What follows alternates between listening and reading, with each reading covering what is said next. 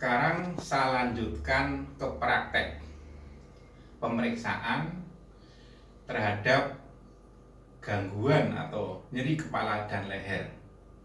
Seperti yang saya jelaskan bahwa problematik kepala dan leher saya bagi menjadi dua kelompok.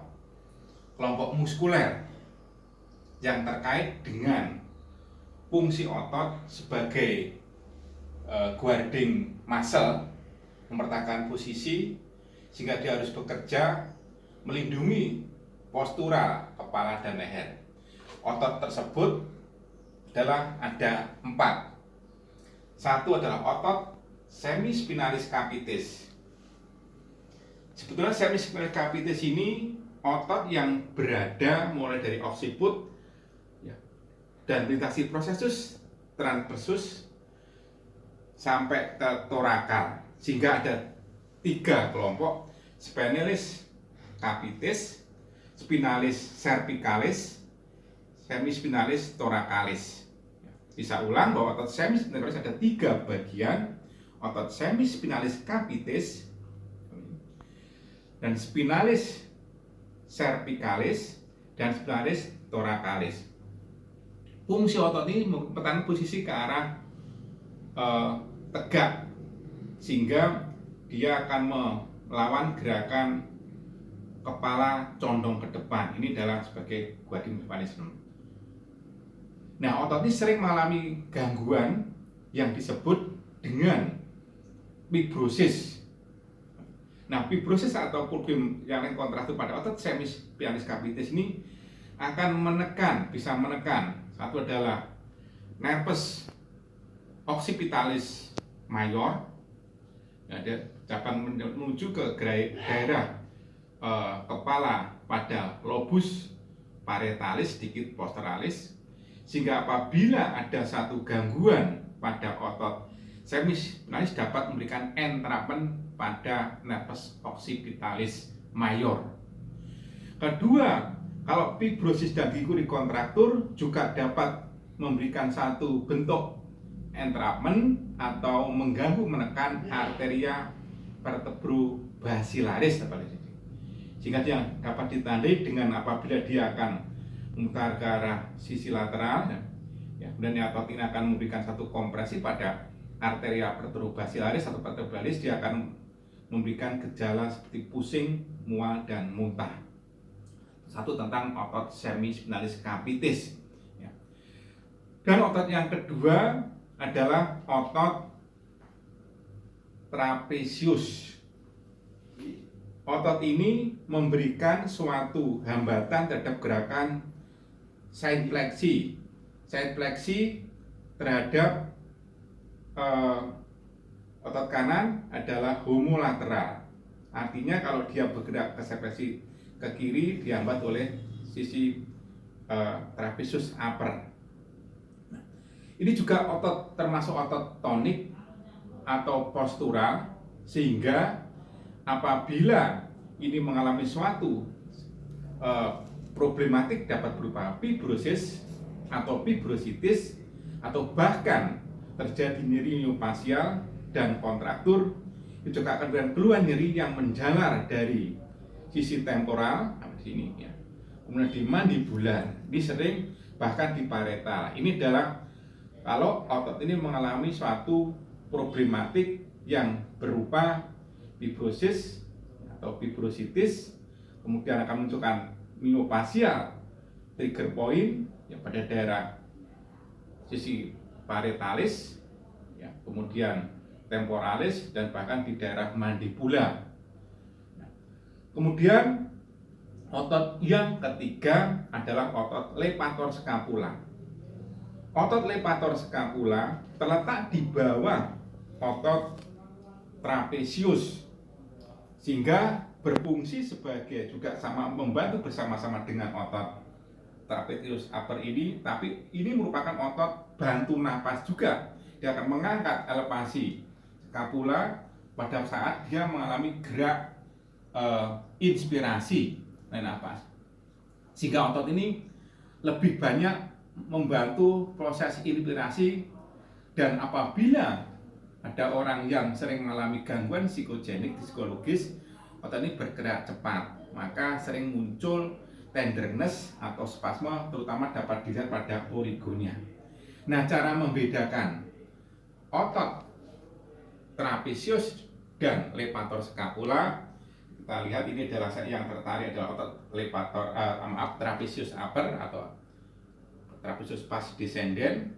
Ini dihambat oleh otot trapezius, sehingga apabila kita trapezius kita eliminasi dengan mengangkat bahu seperti ini, maka otot ini dihambat oleh levator scapula. Kita lihat kembali lagi, ini adalah hambatan sudah maksimal.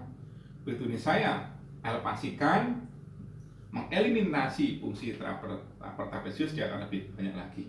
Di ini adalah otot yang mempertahankan posisi dari tegak dan mempertahankan posisi terhadap gerakan ke lateral sedikit anterior.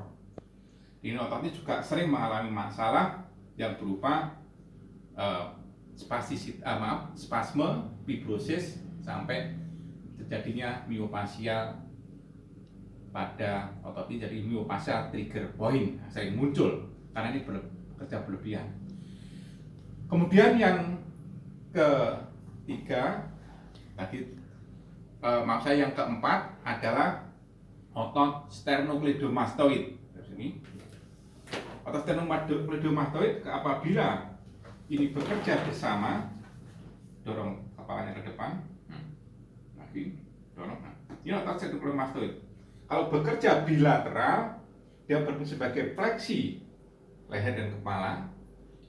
Tapi kalau bekerja unilateral, ini adalah berfungsi sebagai, mana letak di sini, lihat, yang kanan rotasi ke kiri dan membantu side fleksi. Jadi ini, jadi rotasi ke heterolateral, side fleksi, ya, ke homolateral dan membantu fleksi. Tidak tiga gerakan dari otot sternocleidomastoid ini adalah fungsinya rotasi heterolateral, side fleksi homolateral, dan fleksi ke anterior. Ini kalau bekerja unilateral. Otot ini sering mengalami problematik berupa ketegangan, terutama pada orang yang mempunyai status asmatikus. Ini otot ini sering bekerja keras, tarik nafas, membantu gerakan nafas itu menarik torak. Sehingga kalau ini terjadi berlebihan, akan jadi hipertrofi otot sternocleidomastoid. Cari ngulurnya ya berlawanan, saulur ke arah side fleksi heterolateral, kemudian rotasinya ke sana. Ini adalah yang sedikit ekstensi. Ini adalah ototnya, gerakan gerak ke sana gerakannya tak tahan ke sini. Nah ini adalah ototnya sternocleidomastoid. Ini sedang hipertrofi. Ketegangan ini bisa memunculkan trigger point darah di insersionya dan di otot perutnya. Nah, nyeri yang terjadi sebagai trigger point-nya adalah di frontalis. Ini adalah otot yang terkait dengan fungsi yang mempertahankan postura leher dan kepala. Di kesimpulannya, 4 otot tersebut adalah: 1. Otot semispinalis capitis, dan ini ya tadi, kemudian otot trapezius upper atau descendens, rambutnya ke arah bawah, descendens atau upper trapezius. Kemudian yang ketiga adalah levator scapula, levator scapula ya, tinggal ototnya, origonia di margo medialis scapula. Dan yang ketiga adalah otot sternocleidomastoid. Kalau saulur seperti ini ada sternocleidomastoid. Ya, jelas sekali. Ya, ini otot sternocleidomastoid. Baik, ini tentang pemeriksaan untuk otot yang terkait dengan kepala dan leher. Kemudian yang kedua akan saya lakukan tesnya, sama sebenarnya tesnya, untuk mengetahui adanya inbanded muscle. Kalau otot tadi otot sternocleido, otot semicapitalis dipleksikan seperti ini. Nah, seperti ini akan muncul satu ketegangan ini. Contoh. Dan otot upper trapezius ya seperti ini dulu ke arah ya. Sisi yang kanan nanti side fleksi ke heterolateral sedikit fleksi. Oke. Otot levator scapula seperti ini tadi tesnya. Tes panjang ototnya tentunya. Ya. Dan otot sternocleidomastoid mempunyai tes ekstensi, ya, ekstensi, side fleksi, heterolateral, nah putar. Ini adalah mulur sternocleidomastoid. Oke, baik.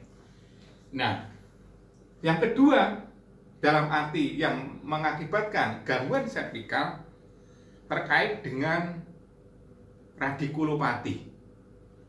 Karena sakitkan dengan daerah bahu, maka radikulopati yang terjadi pada daerah bahu dipicu oleh entrapment pada akar saraf, mulai dari akar saraf C5 dan C6, kemudian C7, C8, bahkan TH1. Nah, untuk mengetahui bahwa gangguan atau entrapment pada akar saraf akan ada 3 gejala. Pertama adalah gejala yang disebut dengan dermatom, gangguan distribusi berdasarkan fungsi sensoris. Kemudian yang kedua adalah gangguan yang terkait dengan miotom, gangguan segmental motoris, artinya dengan fungsi motoris. Yang ketiga adalah refleks. Kita identifikasi satu persatu tentang gangguan tersebut. Katakan mulai dari C5, akar saraf yang keluar dari C5 artinya dia keluar dari cervical 4 dan cervical 5, ini akan keluar akar saraf. Apabila ini terjadi suatu gangguan, maka fungsi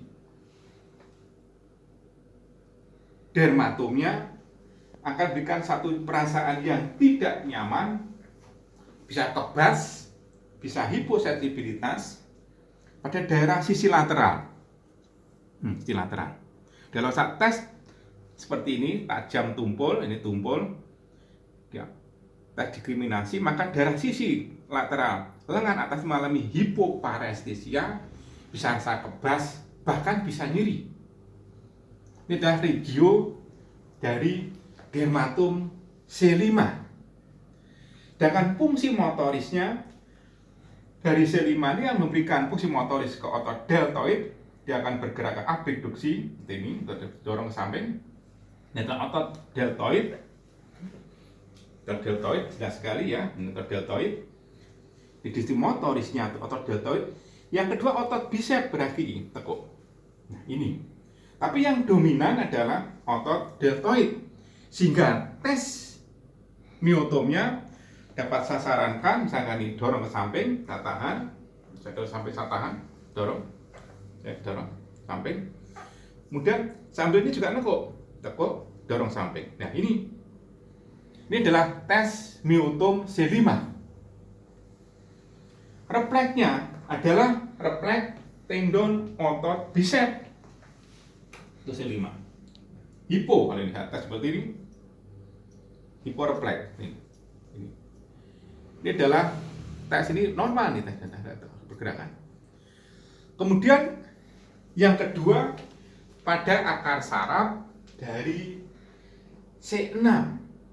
C6 dermatomnya untuk keluar dari cervical segmen C5, ini adalah C6 yang keluar di sini. Ini akan memberikan area dermatom ke sisi besar sini, nah, sisi ini lengan bawah sini sampai jari 1 bahkan jari 2. Ada orang mengeluh ini nggak nyaman lengan bawah sampai jari 1 dan jari 2 tangan ini. Barang bisa menjadi berpikir wah ini mungkin adalah tennis elbow atau Department syndrome. Ternyata adalah gangguan sensibilitas akibat entrapment pada sistem dermatom pada C6. Ini adalah dermatom C6. Kemudian myotomnya dari C6, fungsi tadi tetap inilah sebagai otot bicep brachii tekuk seperti ini, relax dulu tekuk aja, relax tekuk seperti ini, dan fungsi motorisnya deltoid, dan juga extensor carpi radialis longus dan brevis, ya.